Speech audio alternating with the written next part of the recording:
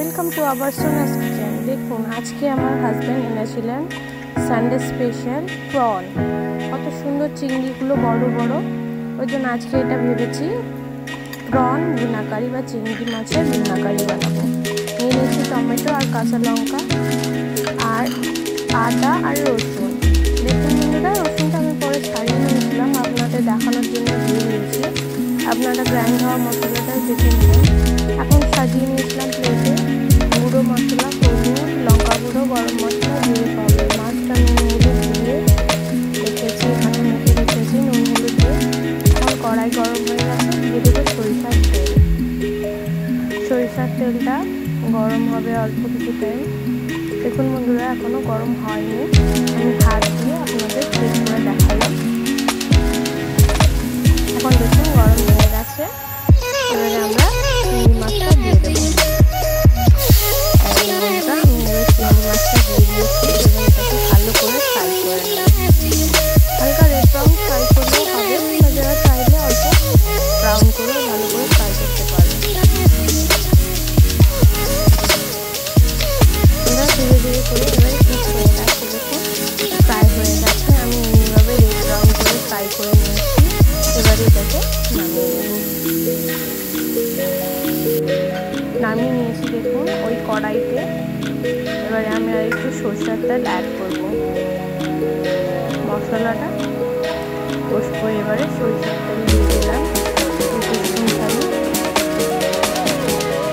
এবারে গোটা গরম মশলা দিয়ে তেজপাতা, গোটা জিরে, তেজপাত আর একটা এলাচ দিয়ে দিয়েছি ফোড়ন। এটা ভুনাকারি বানানো।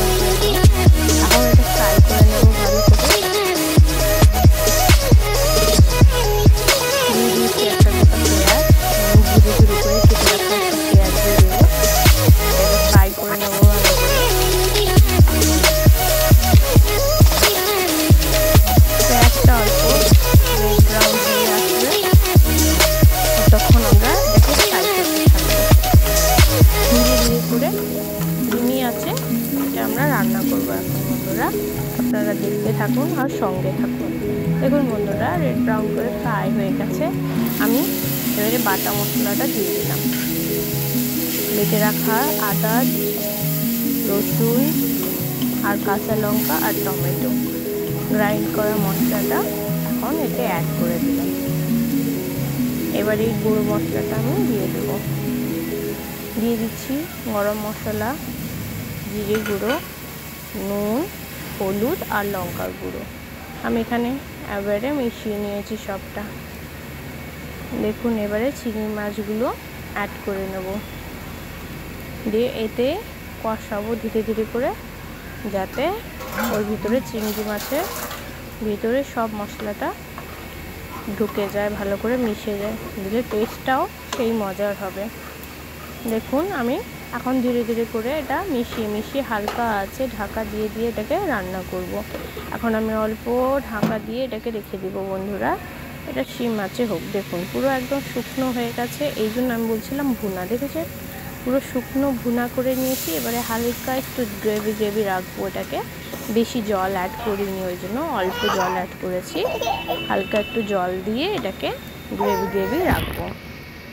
কি সুন্দর কালার এসেছে দেখুন। এবারে এটা ফুটতে দিয়েছি, এইভাবে আমি এবারে রেখে দেবো। দেখুন বন্ধুরা, এটা ফুটছে। এরপরে আপনাদের আমি পরিবেশন করে দেখাবো, ঠিক আছে? দেখুন বন্ধুরা, আমি নামিয়ে নিয়েছি স্পেশাল সানডে স্পেশাল চিংড়ি মাছের ভুনাকারি। ভালো লেগে থাকলে like, comment, share and subscribe friends.